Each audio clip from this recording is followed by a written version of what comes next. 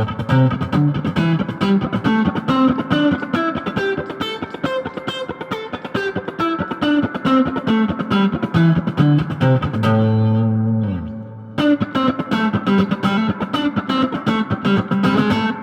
I want to talk about today is how I improved my left hand muting, and it's through this exercise that you've just seen. The tabs are in the description, by the way. You can just download them for free. I hope you see the potential of this exercise and what it gives you, because essentially what it's going to give you is the freedom of playing anything you want, even single notes, and have that cool percussive sound without having to worry about random strings ringing out, and your sound is going to be super clean. So you can use that in your rhythm, but also in your lead.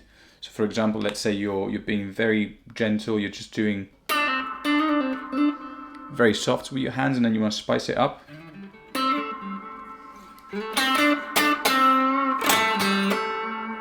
Which is what Hendrix does, Stevie Ray Vaughan and John Mayer and all those people. It's a must-have technique to have in your toolbox as a guitarist. This is an exercise that I created for myself back in the day, about 10 years ago, and I still do to this day to keep my muting skills sharp. So what we're going to do is we're going to play the A minor pentatonic, which is this.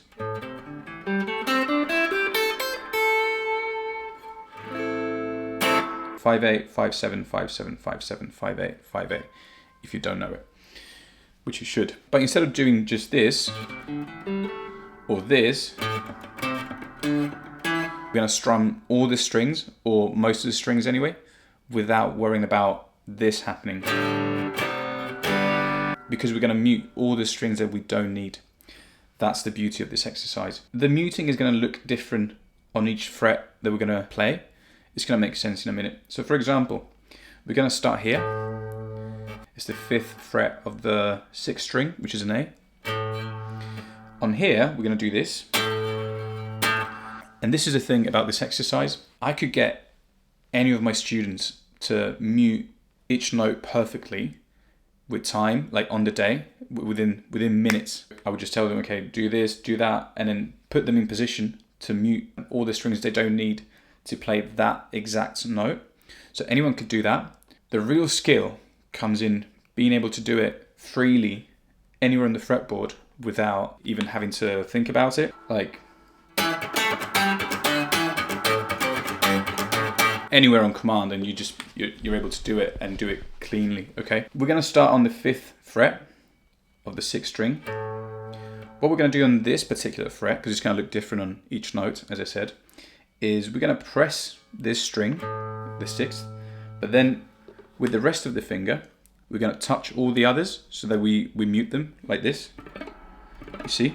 I can now play this as hard as I want without having to worry about these strings ringing out.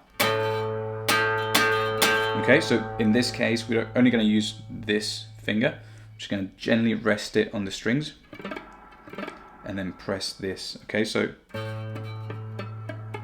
that. On the next note, which is the 8th fret, very similar, but we're going to use the pinky and all these fingers to mute the rest of the strings. Same idea, we just rest the hand on the strings we don't need, so we get this. Then we're going to do the 5th fret of the 5th string, and this is where things get a bit more interesting. So we're going to use the thumb, we're going to wrap it around the fretboard to touch the 6th string, so it's muted. The 5th string is being pressed, and all the other strings are being touched by the index, so you get that. And also, on top of that, if you want to, the very tip of your index finger can touch the 6th string, so that it mutes it. So even without the thumb, I could do this, and still, the only string that's ringing out is the 5th. Then here, on the 7th fret of the 5th string, we're going to use, again, the thumb. This finger comes and mutes all the strings, just gently touches the 6th string and all the others. Basically, it's all about finding the right balance of pressure and non-pressure. So The finger that needs to fret the note needs to have a bit of pressure, and everything else needs to be relaxed so that it just rests on the strings and it mutes them, okay? So that you're free to do this. Next, we've got the 5th of the 4th string, which is very similar. We're gonna wrap our thumb around and then we're gonna use this to mute the others.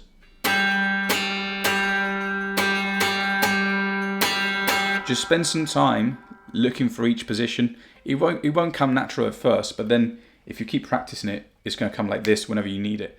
So 5th right here, then the 7th, and again, we're just gonna wrap this around this as a double safety, and then rest the fingers on the other strings so that they don't ring out. And same on the 5th right here. Same on the 7th. Then here, it's the same thing on the 2nd string, but because it's down there, you kind of have to like move your fingers, shift them a bit, but it's still the same idea. Okay, this is creating like an arch now, so that it leaves the space for this string to ring out, but then it's touching the strings above and also below. I know it's quite hard to get as your first time, but trust me, if you keep doing it for weeks and months, you're gonna get it. Okay, it's not a magic trick, it takes time, but it does work.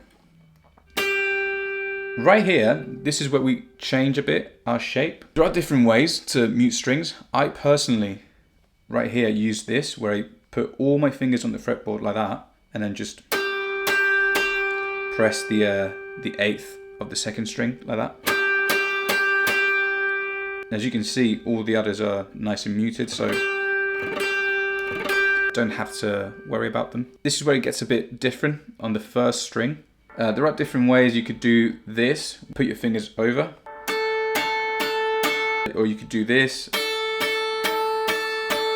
Up to you. Just choose a position where you're effectively muting all the strings that you don't need. Okay, you're gonna have to play around and find which position works for you, which hand position gets you the right muting on that specific fret. And here on the 1st string, 8th fret, I would do exactly what I was doing on the 2nd string, which is just put these over the top like that. That's pretty much it. Again, tabs are in the description. What you're gonna need to put in between is just ghost notes. That's just to get your hand into that kind of rhythm. That's why I do this, rather than just this. It's just to kill 2 birds with 1 stone and kind of have something a bit more rhythmic and pleasant to listen to, and also develops your right hand rhythm at the same time as the muting. So yeah, that's the exercise. I've been doing it for 10 years. I still do it. It's amazing. And once you master it, feel free to like try and improvise with it, because that's the beauty of it. It's like stuff like that. Just take the scale and improvise around it, because that's where the fun is and that's where the growth is as well. Again, the tabs are free in the description if you need them. If you need anything else, just comment, and please like and subscribe, and I hope you enjoy.